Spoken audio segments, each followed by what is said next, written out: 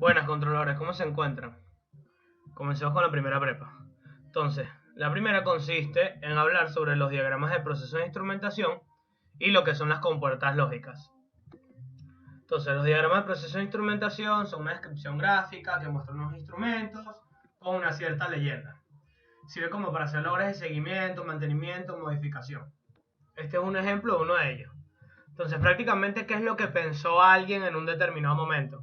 Agarró y dijo, bueno, si yo quiero que venga un técnico a mi empresa a solucionar un problema que no reconozco, él tiene que por lo menos tener un mapa, una leyenda, con el cual orientarse. Es ahí como nacen los diagramas de procesos de instrumentación. Entonces, lo primero a ver es dónde están montados los elementos de un diagrama de proceso de instrumentación. Y por eso empezamos a designar con unos círculos. Entonces, tienes el círculo simple que es montado en campo, un círculo con una guía auxiliar que es detrás de la consola, un círculo con una línea en el medio montado en tablero y así va. La única diferencia es el cuadrado que ven ahí, que es display compartido, que prácticamente es como que un elemento que comparte un display con otro elemento o que tiene una función adicional para mostrar algo en ese display. Comparte un display. Este es un ejemplo. Entonces, ¿qué va a querer Matienzo en el examen que le pongan ustedes? O sea, primero le van a tener que poner dónde está montado el elemento, cómo está montado, qué tipo de elemento es, qué es lo que hace el elemento y cómo está interconectado el elemento con otros elementos. Qué tipo de comunicación posee. O sea, por lo menos este ejemplo es un accesible al operador, visualización y control compartido, acceso a la red de comunicaciones. Es algo súper simple. Miren, este cuadro que ven acá se les entregará en el examen. Entonces, vamos a empezar a leer de arriba y luego vamos hacia la izquierda. Si tienen montado en tablero, es normalmente accesible al operador y es un instrumento discreto aislado si tiene esa designación de círculo. Si es montado en campo y es un círculo simple, entonces es un instrumento discreto o aislado. Montaje auxiliar y así vamos. La única diferencia de la primera línea con la segunda línea es que son los mismos elementos, pero con display compartido. Ya la tercera línea nosotros no la vamos a utilizar en control de procesos y la cuarta línea tampoco. O sea, funciones de computadores y PLC, olvídense de eso. Esta sería como una quinta línea, lo que pasa es que, o sea, una quinta columna, perdón, lo que pasa es que no la agregué porque no cabía en otra lámina. Pero básicamente son otras designaciones para ver cómo está montado el elemento. Luego llegamos a lo que es el esquema de las letras, la tabla de las letras. Y con estas letras ustedes van a designar qué es lo que hace cada elemento. Van a poder ver cuál es su utilidad. Entonces, vamos a dar un ejemplo. Tienen T y C. Entonces, acuérdense, T y C. Buscan aquí, en la primera columna, la letra T. Buscan T, llegan a T y tienen temperatura. Luego que viene I. Se van a I y luego de haber pasado la columna en la que estaban, que la primera no se puede repetir, ustedes agarran y buscan lo siguiente que tienen en I de manera horizontal. ¿Y a qué llegan? A indicador. Si ya tienen temperatura y tienen indicador. Luego viene la C de control. Bajan acá, llegan a C, corren, se dan cuenta, control. Entonces, los elementos se designan de atrás hacia adelante. Entonces, ¿qué tienen ustedes? Un controlador, indicador de temperatura. O designa un controlador de temperatura con capacidad de indicación, asociado al lazo de control número 60. El número 60 lo único que indica es el subproceso que forma parte de un proceso mucho más grande. Es decir, en este caso ponemos 60 para temperatura, 61 para todo lo que es presión, 62 para todo lo que es nivel, 64 para todo lo que es sonido, cosas así. Ahora vamos con la simbología de línea. Este es otro cuadro que se les será entregado en el examen, ¿verdad?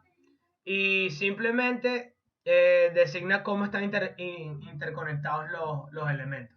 Entonces, el tercero, que es señal eléctrica, por ejemplo, tiene connotación Unión Europea o internacional, dependiendo de cómo esté dibujado. Las que siempre vamos a utilizar van a ser en su mayoría la señal eléctrica y connotación de la Unión Europea, conexión al proceso, enlace mecánico o alimentación de los instrumentos, señal neumática y rara vez hidráulica. Todo esto en realidad casi nunca lo hemos utilizado. Vamos ahora con las compuertas lógicas.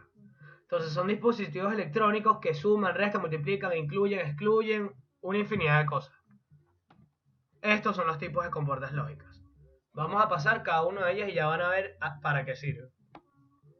Entonces en esta materia se utilizan dos tipos de señales, ¿verdad? Nosotros siempre vamos a evaluar dos tipos de señales en cada proceso. Una digital y una analógica.